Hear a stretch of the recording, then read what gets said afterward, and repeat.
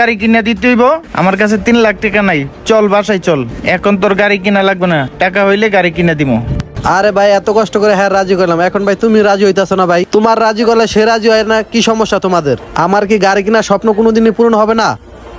আচ্ছা ভাই, আপনারা চুপ থাকেন, আপনাদের আর ঝগড়াঝাটি করার দরকার নাই, আমি তাহলে গেলাম। ওই মেয়ে আপনি কোথায় যান? গাড়ি এখানে আপনি বিক্রি করে যেতে হবে। কেন আমাদের কাছে বিক্রি করবেন না আপনি? আরে ভাই এমন কেন ব্যবহার করতেছেন? আমি তো বললাম আপনাদের কাছে আমি গাড়ি বিক্রি করব না। ওই ভাই, গাড়ি কেন বিক্রি করবেন না? আমার ছোট ভাই জিদ করছে, গাড়ি এটা কিনবই।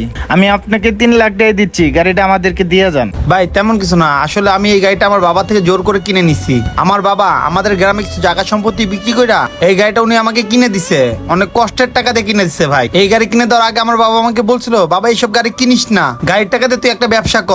আমি ওনার কথা শুনি না শুনি না, আমি আমার নিজের কথা ভেবে আমি এই গাড়িটা কিনছি। ভাই বাবার কষ্টের কথা না ভেবে আমি নিজের শখ পূরণ করার জন্য এই গাড়িটা কিনছিলাম, আমার বাপের মনে কষ্ট দিয়া। আর অ্যাক্সিডেন্টটা আমার বাপের এই বাইক